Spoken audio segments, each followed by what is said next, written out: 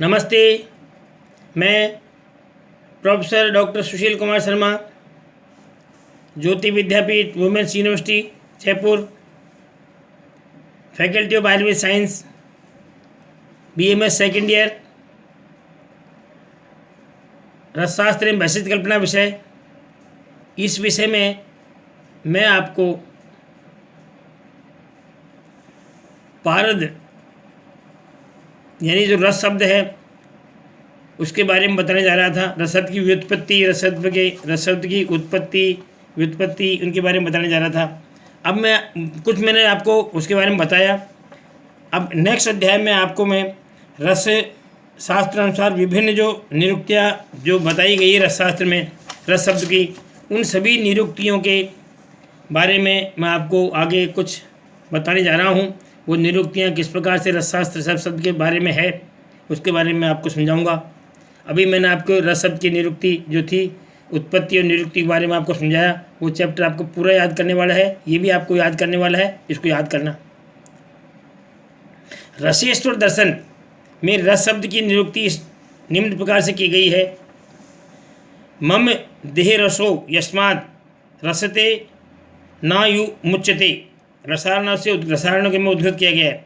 शिव पार्वती से कहते हैं, हे देवी, यह पारद मेरे शरीर का रस है, वीर्य है, इसलिए इसको रस कहते हैं। ठीक है, ये रसेश्वर दर्शन में इसको कहा गया है। रसनाथ सर्वधातु नाम रस इत्यभिधीयते, इससे ही हुआ है। रसनाथ सर्वधातु नाम रस इत्यभिधीयते, जो प्रथम चैप्टर में मैंने आपको बताया उसी को विस्तृत वर्णन करने में यहाँ मैं जा रहा हूँ। ये दूसरा चैप्टर है, इसको भी आप वैसे याद करना। स्वर्ण आदि सब धातुओं को खा का मतलब यहाँ होता है आत्मसात कर लेना। अपने आत्मसात का शब्द है कि जैसे पारद में किसी स्वर्ण आदि धातु को मिलाया जाता है, स्वर्ण का अपना अस्तित्व खत्म करके वो पारद में मिलता है तो पारद उसको अपने आप में ग्रहण कर लेता है, तो वो आत्मसात करना कहलाता है। तो पारद में ये गुण है पारद का कि ये दूसरी स्वर्ण आदि धातुओं को अपने आप में आत्मसात कर लेता है, तो उसका जो गुण है उस गुण के कारण ही इसको रसनाथ सर्वधातु नाम रस इत्यभिधीयते कहते हैं। तो स्वर्ण आदि धातुओं को खा लेना या आत्मसात कर लेने का या द्रवित कर देने से यह रस कहा जाता है, पारद कहा जाता है। पारद के अन्य पर्याय क्या है, पारद के पर्याय क्या हैं वो आप देखें। पर्याय के बारे में सब मैं बता रहा हूँ आपको कि रसेंद्र कहते हैं, पारद को रसेंद्र कहते हैं, पारद को सूत कहते हैं, पारद को पारद कहते हैं, पारद को मिश्रक कहते हैं, पारद को मिश्रक कहते हैं। इस प्रकार से रसेंद्र, सूत, पारद, मिश्रक, इस प्रकार से इसके पर्याय हैं। उन पर्यायों के बारे में आपको बताने जा रहा हूँ मैं कि रसेंद्र क्यों कहते हैं। रसो उपरस राजत्वाद रसेंद्र इति कीर्तित है। ये रसरत्न समुच्चय का है। क्या है, रस और उपरसों में ये राजा है, इसलिए इसको रसेंद्र कहते हैं। वो क्या परिभाषा की, रसो उपरसा राजत्वाद रसेंद्र इति कीर्तित है। अभ्रक, व्याक्रांत आदि 8 महारसों और गंधक आदि उपरसों में श्रेष्ठ होने से पारद को रसेंद्र कहा गया है। इन सब में श्रेष्ठ है, इसलिए इसको रसेंद्र कहा गया है। अगला परिभाषा सूत क्यों कहते हैं इसको कि देह लोहमयी सिद्धि सूतस्ततः स्मृतः है। ये भी रसरत्न समुच्चय का ही है। क्या है, देह लोहमयी सिद्धि सूतस्ततः स्मृतः है, यानी देह सिद्धि और लोह सिद्धि को जन्म देने के कारण यह सूत कहा जाता है। सूत देह सिद्धि मतलब देह की सिद्धि करता है। ये अपने शरीर की को सिद्ध कर देता है, और लोह को सिद्ध करता है, लोह को भी सिद्ध कर देता है, दोनों की सिद्धि करता है, इसलिए इसको सूत कहा जाता है। तीसरा पारद इसका तीसरा पर्याय है। इसको पारद क्यों कहते हैं, पारद के लिए है कि रोग पंक अवधि मग्नानाम पारदनांच पारदा। रोग पंकाब्धि मग्नानाम, रोग पंकाब्धि मग्नानाम पारदनांच पारदा। ये भी रसरत्न समुच्चय का श्लोक है। इसका मतलब क्या हुआ, संसार पारम तत्ते असो पारद स्मृत है। ये भी इसका क्या है, संसार से परम तत्ते असो पारद स्मृत है। ये भी पारद की परिभाषा है। तो उसमें क्या है कि ये पहला जो परिभाषा है लिखा है, रोग पंकाब्धि मग्नानाम, मतलब रोग में, रोग रूपी कीचड़ में फंसे हुए प्राणियों का, रोग पंकाब्धि मग्नानाम, रोग रूपी कीचड़ में फंसे हुए लोगों का, अब्दानाम मतलब रोग रूपी कीचड़ में फंसे हुए प्राणियों का उद्धार करके उससे पार कर देता है, इसलिए अर्थात उन्हें आरोग्य प्रदान करता है, अतः इसे पारद कहते हैं। अथवा संसार के बंधनों दुखों से जो पार कर देता है, मुक्त कर देता है, अतः इसे पारद कहते हैं। दूसरा जो है संसार परम्परम, तत्वों से पारद, संसार परम्परम यानी संसार के बंधनों से दुखों से जो पार अर्थात मुक्त कर देता है, उसे पारद कहते हैं। दोनों परिभाषाएं ये इस तरह सटीक होती है इसकी कि इसमें पारद की परिभाषा है। आगे है मिश्रक, मिश्रक के लिए है सर्वधातुगतम तेजो मिश्रते यत्र तिष्ठति, सर्वधातुगतम तेजो मिश्रते यत्र तिष्ठति, तस्मात् से मिश्र को प्रोक्ता नाना रूप फल प्रदाय। ये भी रसरत्न समुच्चय का श्लोक है, इसको भी याद करना आप कि सर्वधातुगतम तेजो, सर्वधातु मतलब ये क्या है, संपूर्ण धातुओं का तेज सार एक साथ इसमें पाया जाता है, अर्थात अवस्थित रहता है, उपस्थित रहता है, इसीलिए इसको मिश्रक कहा गया है। यह अनेक प्रकार के उत्तम स्वास्थ्य और फलों को देने वाला है, इसलिए इसको मिश्रक कहा गया है। तो ये तीनों चारों परिभाषाएं बताइए इनकी, पर्याय की, इनके निरुक्तियां हैं। तो पारद को सबसे पहले क्या कहा गया है, रसेंद्र कहा गया है, सूत कहा गया है, पारद कहा गया है, मिश्रक कहा गया है। तो इन सब की जो परिभाषाएं हैं आपको, इनको क्यों कहा गया है, इन सबको आपको याद करनी चाहिए, याद करें। आगे है रस दर्शन दार्शनिक पक्ष। रस दर्शन का दार्शनिक पक्ष क्या है, रस शब्द की निरुक्ति से ये स्पष्ट होता है कि पारद जो रस है मानव मात्र के इस लोक तथा परलोक दोनों के लिए कल्याणकारी है, मतलब इस लोक में है और परलोक दोनों के लिए कल्याणकारी कहा गया है। यह आरोग्य प्रदान करके शरीर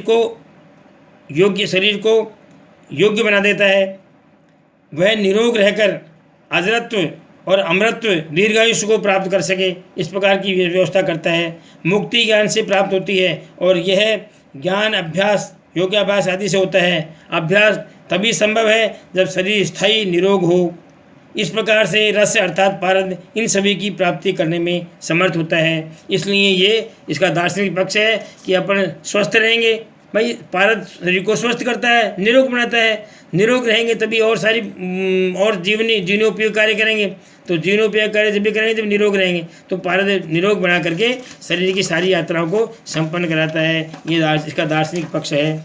आगे इसमें बताए हैं कि रस द्वारा उपलब्ध मोक्ष दर्शनों में प्रतिपादित मोक्ष से विलक्षण है, क्योंकि दर्शनों के अनुसार मोक्ष जन्म मरण से छुटकारा, मरणांतर प्राप्त होता है, परंतु रस द्वारा जीवन में ही मुक्ति प्राप्त होती है। लेकिन रस के द्वारा क्या है, और सब में तो योग मरणांतर मुक्ति प्राप्त होती है, लेकिन रस के द्वारा क्या है, जीवन में ही मुक्ति प्राप्त होती है। कैसे, इसका प्रतिपादन रसेश्वर दर्शन में किया गया है, तथा यह कारण है कि दर्शन अन्य दर्शनों से भिन्न है। रसेश्वर दर्शन में जीवन मुक्ति के लिए रस अर्थात पारद का प्रयोग अनिवार्य माना गया है। जीवन मुक्ति के लिए पारद का प्रयोग अनिवार्य माना गया है। पारद के प्रयोग से शरीर अजर अमर हो जाता है। पारद के प्रयोग से क्या है, शरीर क्या है, अजर अमर हो जाता है। अजर अमर होते क्या है, ये मोक्ष को व्यक्ति से प्राप्त हो जाता है। बिना अजरत्व अमरत्व को प्राप्ति किए जीवन मुक्ति नहीं मिल सकती, मतलब अजर अमर हो बिना जीवन मुक्ति मिलती नहीं है। जीवन मुक्ति उसे कहते हैं जिसे आत्म तत्व का साक्षात्कार हो जाए, मतलब जीवन मुक्ति किसे कहते हैं कि आत्म सत्व का, जिसको साक्षात्कार यानी ज्ञान हो, जिसको आत्म अपने स्वयं का, जिसमें आत्म यानी स्वयं का ज्ञान हो जाए, वही जीवन मुक्ति है, साक्षात्कार हो जाए। और निरंतर अभ्यास द्वारा मिथ्या ज्ञान का विनाश हो जाए, इसी को ही क्या कहते हैं, इसी को जीवन मुक्ति कहते हैं। किंतु प्रारब्ध यानी कर्म फल को भोगने के लिए जीवन धारण किया जाए, इसे अपर मुक्ति भी कहते हैं। रसेश्वर दर्शन के अनुयायियों का कहना है, जो इसको मानते हैं, वो कहना है कि जीवन मुक्ति का वास्तविक आनंद वे ही मानते हैं, क्योंकि शरीर को बिना अजर अमर किए अनंत जीवन मुक्ति हो ही नहीं सकती। आयुर्वेद में इस संसार के लिए शरीर के निरोग एवं दीर्घायुष्य की कामना प्रारंभ से ही कर रहा है। मतलब आयुर्वेद को दीर्घायुष्य की शुरू से ही प्रार्थना कर रहा है, इसलिए जीवन मुक्ति की यही इसमें प्रार्थना है। हमारे रससिद्ध आचार्यों ने कहा है कि धन, शरीर और भोग विलास अनित्य यानी क्षणिक मानकर, मतलब धन है, शरीर है, भोग विलास है, अनित्य मानकर, क्षणिक मान करके मुक्ति के लिए सदा यत्न करना चाहिए, मुक्ति के लिए सदा ही प्रयत्न करना चाहिए। यह मुक्ति ज्ञान से होती है। मुक्ति किससे होती है? मुक्ति ज्ञान से होती है। और ज्ञान किससे मिलता है? अभ्यास से मिलता है। तथा अभ्यास तभी संभव है जब शरीर स्वस्थ रहे, निरोग रहे, चिरायु रहे, मतलब दीर्घायुष्य हो, तभी संभव है। यथा इति धन शरीर भोगान्मया नित्यान सदैव यति नियमम मुक्तो सा च ज्ञानात्वात् तया संभवात् च स्थिर देहे।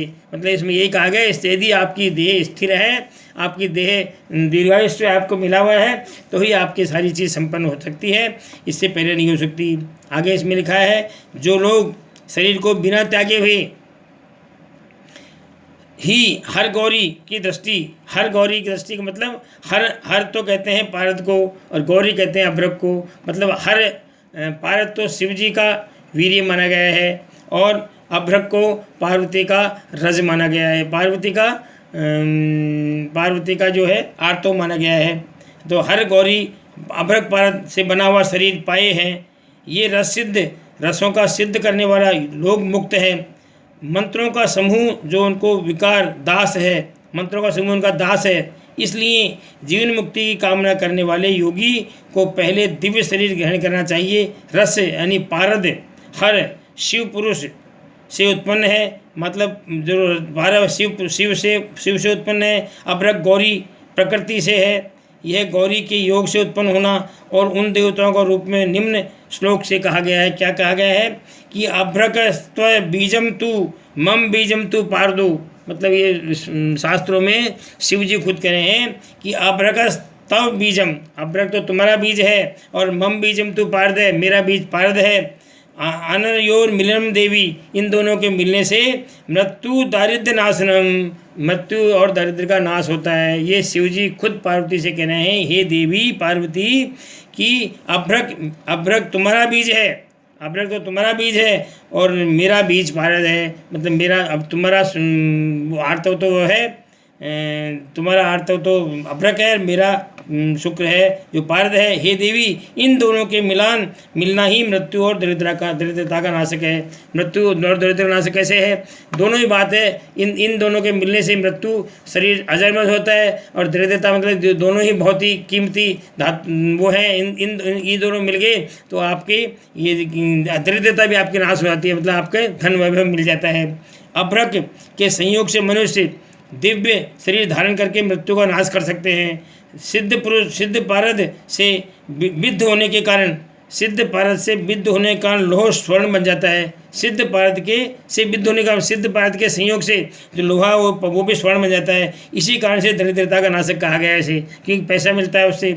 संभवतः भर्तृहरि ने नीति शतक के इसी रस सिद्ध शब्द से श्लेष प्रकट करते हुए ऐसे मुक्त पुरुषों के लिए संकेत किया गया है। क्या संकेत किया है? यथा जयंती ते सुखदिनो रसिद्धो कवीश्वरा नास्ति येषां यस्य काये जरा मरणज भयम। मतलब ये इन्होंने कहा है कि अजर और अमर करने का सामर्थ्य, अजर और अमर करने का जो सामर्थ्य है वो रसराज पारद में ही है। ये शास्त्रों में स्पष्ट कहा है। रसराज किस में है? रसराज पारद में ही है। रसराज ही शरीर को अजर अमर करता है। रसराज यानी पारद ही शरीर को अजर अमर करता है। रस की महिमा क्या कही जाए, इसके दर्शन, सिर्फ पारद के दर्शन से, स्पर्श से बहुत बड़ा फल प्राप्त होता है। जैसा कि रसायन में स्पष्ट कहा गया है, पुस्तक में क्या कहा गया है? दर्शनात् स्पृणात् स्पर्शनात् तस्यम भक्षणात् स्मृणादापि। मतलब इसके दर्शन से, स्पर्शन यानी स्पर्शन करने से, तस्य भक्षणात् इसके सेवन से, और इसके स्मरण करने से, सिर्फ स्मरण करने से, पूजनात् पूजन करे, पूजनात् रस आदनात् से दृश्यते षड्विधम फलम, छठ प्रकार का फल मिलता है। कौन सा? केदारी दीनिम लिंगानिम पृथ्वी नाम यानी कानिचित तानि दृष्ट्वा तु यत् पुण्यम तत्पुण्यम स रस दर्शनात्, रस दर्शन से पुण्य प्राप्त होते हैं। क्या लिखा है आगे कि पारद जो, अर्थात जो पारद को देखने से, पारद को स्पर्श करने से, भक्षण से, इसकी औषधि सेवन करने से, स्मरण मात्र से, पूजा करने से और स्वाद लेने से, इन 6 प्रकारों से पारद के फल पुण्यादि की प्राप्ति होती है। इस पृथ्वी पर केदार आदि जितने भी विविध शिवलिंग है, विविध से 12 जो ज्योतिर्लिंग है केदार आदि, उनके दर्शन से जो पुण्य मिलता है वह रस के दर्शन मात्र से मिल जाता है, वह रस के अकेले रस के दर्शन से मिल जाता है। निम्न, जिसमें निम्न वैदिक प्रमाण भी है। क्या प्रमाण, वैदिक प्रमाण क्या है इसमें कि रसो वा स रसम हेयम लब्धा नंदी भवती, ये वैदिक शास्त्र में लिखा गया है। क्या, यह परमात्मा रस ही है, यह पुरुष उस रस को पाकर आनंदी यानी मुक्त होता है। इस प्रकार भय, सांसारिक आवागमन, मुक्ति को प्राप्त, तथा दैन्य दुख के भार से बचने का उपाय रस ही है, यह सिद्ध होता है। इस प्रकार से रस की समता परम ब्रह्म से की गई है। इस प्रकार से ये रस जो है शिशु दर्शन में इस प्रकार कहा गया है। नमस्कार, धन्यवाद।